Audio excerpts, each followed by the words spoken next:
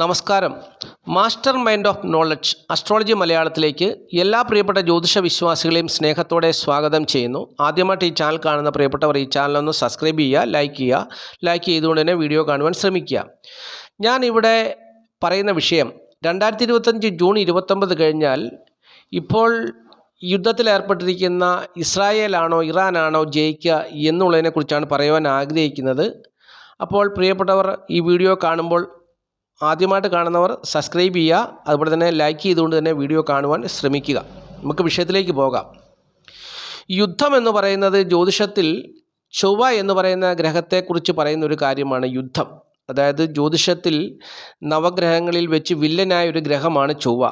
അടി, ഇടി, വെട്ട്, കുത്ത്, കൊലപാതകം, അഗ്നി, ബോംബ്, മണ്ണിടിച്ചിൽ, മലയിടിച്ചിൽ, ഉരുൾപൊട്ടൽ, പേമാരി, കൊടുങ്കാറ്റ്, അഗ്നിപർവ്വതം പൊട്ടിത്തെറിക്കുക, അതുപോലെ തന്നെ കൊലപാതകം, ആത്മഹത്യ, മനോരോഗം, മദ്യം, മയക്കുമരുന്ന്, അങ്ങനെയുള്ള സകലവിധമായ അപകടങ്ങളും അപകടങ്ങൾക്കും വഴിതെളിക്കുന്ന ഒരു ഗ്രഹമാണ് ചൊവ്വ. ചൊവ്വ ദോഷം ചെയ്താൽ ഇപ്പറഞ്ഞ കാര്യങ്ങളെല്ലാം മനുഷ്യജീവിതത്തിൽ ശത്രുതകളും അടിപിടി, കേസ്, ജയിൽവാസം അങ്ങനെയുള്ള എല്ലാ പ്രശ്നങ്ങളും ഉണ്ടാക്കി കൊടുക്കുന്ന ഒരു ഗ്രഹമാണ് ചൊവ്വ. ചൊവ്വയെ ചൊവ്വാദോഷം എന്ന് പറഞ്ഞ് പലരും കളിയാക്കുന്നുണ്ട്. അതെന്താണെന്ന് ചോദിച്ചാൽ ജ്യോതിഷത്തിൽ 12 ഭാവങ്ങളാണ്. അതിലൊരു ഭാവമാണ് ദാമ്പത്യ ഭാവം.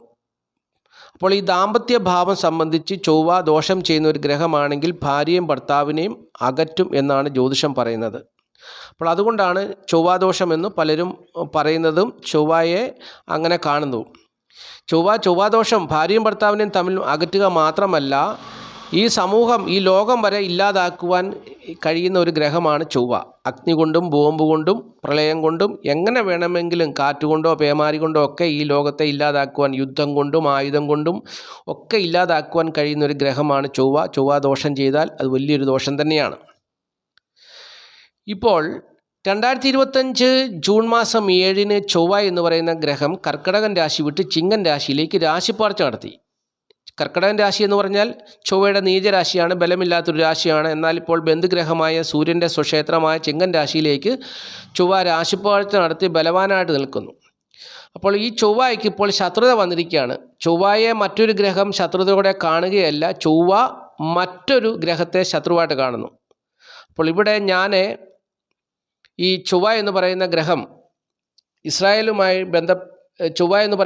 ഇസ്രായേലിനെ ബന്ധപ്പെടുത്തി പറയുകയാണ്. അതായത് അങ്ങനെ പറയാൻ കാരണം ഇസ്രായേൽ ആയുധ നിർമ്മാണത്തിൽ മുൻപന്തിയിലാണ്. അപ്പോൾ ആയുധവുമായി ബന്ധപ്പെട്ടിട്ടുള്ളൊരു ഗ്രഹമാണ് ചൊവ്വ. അപ്പോൾ അതുകൊണ്ട് ചൊവ്വയെ ഞാൻ ഇസ്രായേലുമായി ബന്ധപ്പെടുത്തി പറയുന്നു. ശനി എന്ന് പറയുന്ന ഗ്രഹത്തെ ഇറാനുമായി ബന്ധപ്പെടുത്തി പറയുന്നു. അതിൻ്റെ കാരണം എന്താണെന്ന് ചോദിച്ചാൽ, ശനിയുടെ ഭരണാധികാരി 86 വയസ്സുള്ള ഒരു വ്യക്തിയാണ്. അപ്പോൾ ജ്യോതിഷത്തിൽ പ്രായമുള്ളവരുടെ കൂടെ നിൽക്കുന്ന ഒരു ഗ്രഹമാണ് ശനി. അങ്ങനെയാണ് പറയുന്നത്. ഇപ്പോൾ ശനിയുടെ ദോഷമുണ്ടെങ്കിൽ സാധാരണ എല്ലാവരും പറയും നീരാഞ്ജനമൊക്കെ വഴിപാടുകൾ ക്ഷേത്രത്തിൽ ചെയ്യണം, അപ്പോൾ ശനിദോഷം മാറുമെന്ന് പറയുന്നു. എന്നാൽ ഞാൻ പറയുന്നു, എല്ലാവരോടും പറയുന്നത് എന്താണെന്ന് വെച്ചാൽ, വൃദ്ധരായ മാതാപിതാക്കളെ സ്നേഹിക്കുക, അവർക്ക് ദാനധർമ്മങ്ങളൊക്കെ കൊടുക്കുക, അവരെ സന്തോഷിപ്പിക്കുക, ശനിയുടെ ദോഷം ഇല്ലാതാകുമെന്നാണ് ഞാൻ പറയുന്നത്. കറുത്തവരെയും നിറം കുറവുള്ളവരെയും ഒക്കെ സ്നേഹിക്കുകയാണെങ്കിൽ ശനിയുടേതായിട്ടുള്ള ദോഷം ഇല്ലാതാകുമെന്നാണ്. കറുത്ത നിറത്തിൻ്റെ അധിപനാണ് ശനി, കറുപ്പിൻ്റെ അധിപനാണ് ശനി. അപ്പോൾ പ്രായമുള്ളവരെയും അതുപോലെ തന്നെ ഓരോ പ്രതിസന്ധികൾ അകപ്പെട്ടവരെയൊക്കെ സംരക്ഷിക്കുകയും സ്നേഹിക്കുകയും സഹായിക്കുകയും ഒക്കെ ചെയ്തു കഴിഞ്ഞാൽ ശനിയുടെ ദോഷം ഇല്ലാതാകും. ശനി മരണത്തെ കൊടുക്കുന്നൊരു ഗ്രഹമാണ്, മരണത്തിൻ്റെ കാരക ഗ്രഹമാണ് ശനി. അപ്പം ശനിയും മോശമല്ല എന്നുള്ളത് മനസ്സിലാക്കണം. ശനി ഒരാൾക്ക് മരണം വരെ കൊടുക്കും, ചൊവ്വയും മരണത്തെ കൊടുക്കും.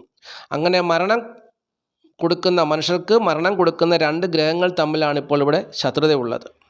ഇതിൽ ശനിയെ ഇറാനുമായിട്ട് ബന്ധിപ്പിക്കാൻ കാരണം ഇറാൻ്റെ ഭരണാധികാരി 86 വയസ്സുള്ള ഒരു ഭരണാധികാരി ആയതുകൊണ്ട് ഞാൻ ശനിയെ, അതുപോലെ തന്നെ ശനിക്ക് വേഗത കുറവാണ്, ഏതൊരു കാര്യങ്ങൾക്കും വേഗത കുറവാണ് ശനിക്ക്, മന്ദമായിട്ടാണ് അതുകൊണ്ടാണ് മന്ദൻ എന്ന പേര് പറയുന്നത്. അപ്പോൾ ചൊവ്വ എന്ന് പറഞ്ഞാൽ അതിശീഘ്രമാണ്, പരാക്രമിയാണ് ചൊവ്വ. അതുകൊണ്ടാണ് ചൊവ്വയെ ഞാൻ ഇസ്രായേലുമായിട്ട് ബന്ധപ്പെടുത്തിയിരിക്കുന്നത്.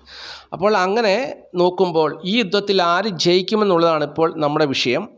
അപ്പോൾ ചൊവ്വയും ശനിയും തമ്മിലുള്ള യുദ്ധമാകട്ടെ, അല്ലെങ്കിൽ ഇസ്രായേലും ഇറാനും തമ്മിലുള്ള യുദ്ധമാകട്ടെ, ഇതിൽ ഏത് രാജ്യം വിജയിക്കുമെന്നുള്ളതാണ് നമ്മൾ ഇനി ചിന്തിക്കാൻ പോകുന്നത്. ജ്യോതിഷത്തിൽ ഈശ്വരനെക്കുറിച്ച് ചിന്തിക്കുന്ന ഗ്രഹം വ്യാഴമാണ്. വ്യാഴം ഇപ്പോൾ മൗനത്തിലാണ്, മൗഢ്യത്തിലാണ്, ഉറക്കത്തിലാണ്. അപ്പോൾ ഇവിടെ എന്തെല്ലാം സംഭവിച്ചാലും ഇപ്പോൾ ഈശ്വരൻ ഇതിലൊന്നും ഇടപെടത്തില്ല. ഇപ്പോൾ ക്രിസ്തീയ വിശ്വാസപ്രകാരം, അതായത് ക്രിസ്ത്യാനികളെ വിശ്വസിക്കുന്നത് പ്രകാരം, ഈ ദൈവം മനുഷ്യനെ ഉണ്ടാക്കി ഏദൻ തോട്ടത്തിലാണല്ലോ ആദ്യമായിട്ട് അവതരിപ്പിച്ചത്. അപ്പോൾ ഏദൻ തോട്ടത്തിൽ കൊണ്ട് മനുഷ്യനെ സൃഷ്ടിച്ചു, മനുഷ്യനെ അവിടെ താമസിച്ചോളാൻ പറഞ്ഞൊക്കെ ഏർപ്പെടുത്തിയിട്ട് ദൈവം മാറി നിന്നു. ദൈവം മാറി നിന്ന സമയത്താണ് അവിടെ സാത്താൻ വന്നതും ഈ മനുഷ്യരെ കൊണ്ട് പാപം ചെയ്യിച്ചതൊക്കെ.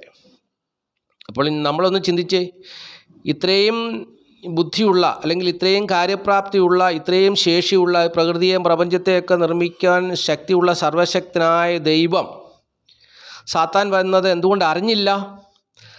അപ്പോൾ അവിടെ അങ്ങനെ ഒരു പ്രവർത്തനം നടക്കണമായിരുന്നു എന്നുള്ള ഒരു ഉദ്ദേശത്തോടു കൂടി ദൈവം മാറി നിന്നു. അപ്പോൾ ദൈവം, ചിലരൊക്കെ പറയും ഇങ്ങനെ വിശ്രമിച്ചിട്ട് ദൈവം ക്ഷീണം കൊണ്ടൊന്ന് ഉറങ്ങിപ്പോയ അവസരത്തിലാണ് ഈ സാത്താൻ വന്ന് ഇവരെ കൊണ്ട് ആദി മനുഷ്യരായ ആദാമിനെയും ഹവ്വയെയും കൊണ്ട് പാപം ചെയ്യിച്ചതെന്നാണ് പലരും അങ്ങനെ പറയുന്നത്. എന്തുമായിക്കൊള്ളട്ടെ, ഓരോരുത്തരുടെ വിശ്വാസം. അപ്പോൾ ഇവിടെ ഇപ്പോൾ ജ്യോതിഷത്തിൽ പറയുന്നു, വ്യാഴം എന്ന് പറയുന്ന ഗ്രഹം മൗഢ്യത്തിലാണ്, ബലമില്ല. അപ്പോൾ ഉറങ്ങുകയാണ്, വിശ്രമിക്കുകയാണ്, മാറി നിൽക്കുകയാണ്, അകന്ന് നിൽക്കുകയാണ്, എന്തു വേണമെങ്കിലും നമ്മളതിനെ വ്യാഖ്യാനിക്കാം. അപ്പോൾ സജീവ സാന്നിധ്യമില്ല. അപ്പോൾ ഇതിൽ നിന്ന് മനസ്സിലാക്കേണ്ടത്, ഈ യുദ്ധം നടക്കുമ്പോൾ ഒരു സമാധാന ശക്തി ഇവിടെ ഇടപെടുവാൻ സാധ്യത കുറവാണ്. അപ്പോൾ അങ്ങനെ വരുമ്പോൾ യുദ്ധം നീണ്ടുപോകും. അങ്ങനെ യുദ്ധം നീണ്ടുപോയി ജൂൺ 29 കഴിഞ്ഞാൽ ഏത് രാജ്യം ജയിക്കുമെന്നുള്ളതാണ് നമുക്കറിയേണ്ട വിഷയം. അപ്പം നമുക്കതിലേക്ക് പോകാം. ജൂൺ 29 സമാധാനപരമായിട്ട് ഈ യുദ്ധം തീർന്നില്ല എങ്കിൽ ആര് സമാധാനത്തിന് മുൻകൈ എടുക്കാനാണ്? ആരും എടുക്കത്തില്ല, എടുക്കാൻ പറ്റുന്ന ഒരു സാഹചര്യമില്ല. അപ്പോൾ ഇതൊരു ലോകരാജ്യ യുദ്ധമായി, അതായത് മൂന്നാം ലോക മഹായുദ്ധമായിട്ട് മാറാൻ സാധ്യതയുണ്ട്. അതായത് ഈ മൂന്നാം ലോക മഹായുദ്ധത്തിന് സാധ്യത എന്ന് പറഞ്ഞാൽ, ജൂലൈ മാസം 28 കഴിഞ്ഞാൽ ചൊവ്വയും ശനിയും പരസ്പരം ശത്രുക്കളായി നേരിട്ട് യുദ്ധം ചെയ്യാൻ പോകും. ജൂലൈ 28 കഴിഞ്ഞാൽ ചൊവ്വ കന്നിരാശിയിലേക്ക് രാശി മാറും. ശനിയും ചൊവ്വയും നേരിട്ട് ശത്രുക്കളായി. ഇപ്പോൾ ശനിക്ക് ചൊവ്വയെ നേരിട്ട് സ്വാധീനിക്കാൻ പറ്റുന്നില്ല. ശനിയുടെ ദൃഷ്ടിയിൽ ചൊവ്വ വരുന്നില്ല, എന്നാൽ ചൊവ്വയുടെ ദൃഷ്ടിയിലാണ്. അതായത് ഇസ്രായേലിൻ്റെ ദൃഷ്ടിയിലാണ് ഇറാൻ ഉള്ളത്, ഇറാൻ്റെ ദൃഷ്ടിയിൽ ഇസ്രായേൽ ഇല്ല ഇപ്പോൾ. അപ്പം അങ്ങനെ ഒരു സാഹചര്യമാണ്. എന്നാൽ ജൂലൈ 28 കഴിഞ്ഞാൽ ഇവർ തമ്മിൽ നേരിട്ട് യുദ്ധം ചെയ്യുന്ന ഒരു സാഹചര്യം വരാൻ പോവുകയാണ്. അതൊരു പക്ഷേ ഒരു മൂന്നാം ലോക മഹായുദ്ധത്തിന് ഒരു പക്ഷേ വഴിതെളിച്ചേക്കാം.